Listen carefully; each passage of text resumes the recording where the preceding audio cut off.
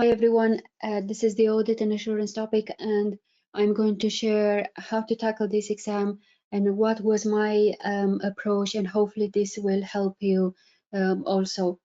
So I recently shared these notes with you. These are my notes that I've used in the exam. As you can see here, they have everything. I believe that these notes are comprehensive and they have everything you need to know from this exam. And I kept saying to use on my Instagram page that I ended up knowing these notes by heart. Why? Because I practiced a lot. I practiced all the questions that I come across, and I've mainly used BPP revision kit, but I also did past papers that they have on their website.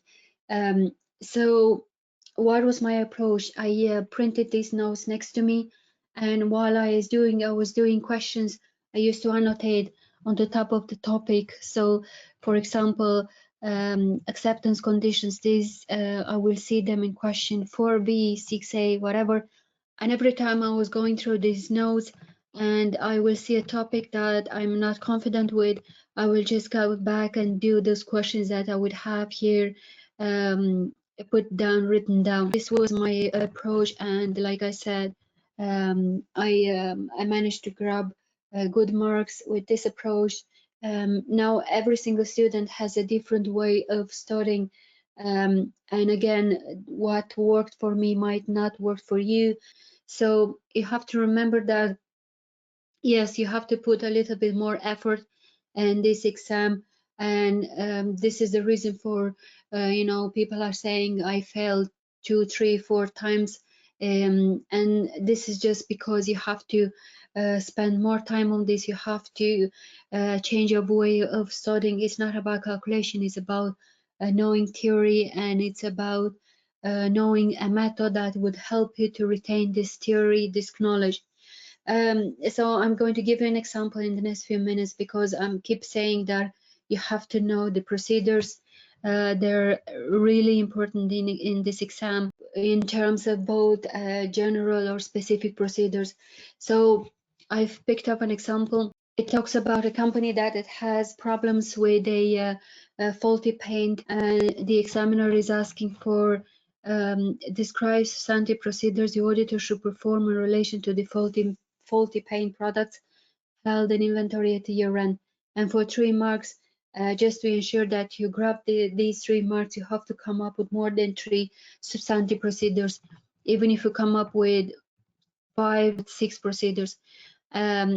So for this example, there is no way on earth you can remember these by heart from the knowledge from the notes. You have to come up with procedures that you'll have to grab them from the case study, from the scenario that is given in front of you, because these are more specific. So when you come across with a situation like this, you have to come up with the procedures by using a verb. And why is that important? So a verb can be any verb. I have an example, a few of them here, such as review, analyze, recalculate, correspond in writing, discuss, agree, obtain, calculate, compare, and the list can go on. So this is what you have to do for this example, because there is no previously layout procedures that you can retain and to apply here. You have to come up with the specific ones. The example says that the problem arose in June and the year end is 30th of September, and it says in here that a number of these faulty products. So from this scenario, you can understand that it's in relation to more than one. There are these. So what you can say at the first procedures, you can say that you can obtain a breakdown of these from the management. Why do you need a breakdown? You have to recalculate the totals, and if you look further, it says that some of the products had already been sold. So to recalculate the totals of the items that have already been sold in terms of quantity. You can say discuss with management, so you can use the verb here that you have in your head. Discuss, you can use discuss with management. Why we should discuss with this management? They would need a provision to be recognized in the financial statements, whether or not these complaints are to give any going concern issues. So if we look here, it says that if the precaution for the sales have been stopped and the management is investigating whether the paint consistency of the faulty products can be rectified and subsequently sold. As a procedure, you can put down that you should discuss with management what are their plans in relation to this, and whether or not these can be rectified and sold after the year end or before the year end, or these would need to be written down because there's nothing you can do with them. So this is an example where it relates to specific procedures specific to this scenario. You cannot get this from the notes I've shared, and you have to apply the general rules such as verb, and the verb can be any verb, and why is that necessary? Why is that procedure necessary? As you know from the examiner report, or if you read this on the internet, procedures that you put down are good as long as they are logic. Yeah, so this is an example of what you should do when you come across with an example like this and you don't know what to do. You just have to use the verb and the reason why. Now, if we move on to the next requirement, asks for a substantive procedures the auditor should perform to obtain sufficient and appropriate audit evidence in regards to the company revenue. So as you know, revenue is asked quite often along with the receivables, bank reconciliation, payables. From this example, I'm going to show you that you have not much available in this scenario, and you would have to know some procedures in advance, because you will not be able in the exam hall to put down much of these because there's not much in this scenario. So this is the question 16, and it's September-December 2018. It does not give you much about these. All it says about the revenue is that the company is trying to increase the revenue, to boost the revenue, and it offered extended credit terms to the customer.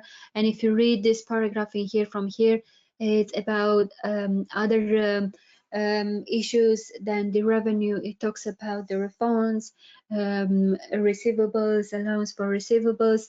So all you have to in the scenario is this information in here, that the revenue increased from 2007 to 0008 by this, and you have the GP in here that you can calculate. So what you should do in this example is that these are more general procedures that and in this case you can actually use the notes I have given or I have shared. And if we look at the revenue, right, if we look at the revenue in here, so these are procedures for revenue and are general procedures, and you have to know that the revenue is generated by the same process of first receiving order, and then raising a goods dispatch note, and then raising invoice, and then if there are any returns, credit notes will be raised. So this is the general process of raising revenue in a company. So these are general, and these will apply in every single example. So because we have the figures in here, we have the figures in here for the revenues and for the GP, you can actually start with the analytical procedures, and you should say that you can compare the revenue from the period year and investigate any significant fluctuation, or you can compare the revenue with the budgets or any forecasts, and you can recalculate the GP margin. So these are analytical procedures, are general, and they're used in every single example when it comes to revenue. For example, doing past papers in the same time doing BBP or Kaplan kit, you would end up having in your head a lot of layouts, a lot of different way of answering the same question.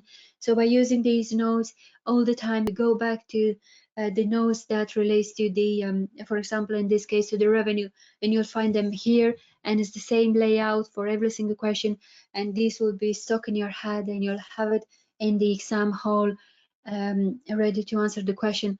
So I know there are 70 pages, but if, like I said, if you start from beginning, if you give a lot of time, even if you start now, it's 8th or 10th, or even if you wait for their exams result, which are a week away, you still have time to practice for this exam.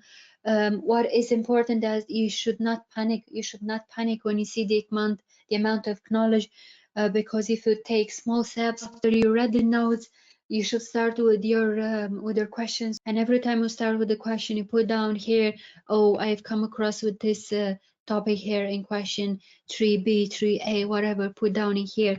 And at the end of your preparation, if you're not, like I said, if you're not confident with the topic, you can go back and do those questions. So all you have to know that audit and assurance is not a difficult exam, as long as you have a structured and organized way of studying for this exam, as long as you don't panic when you see the knowledge, as long as you do something.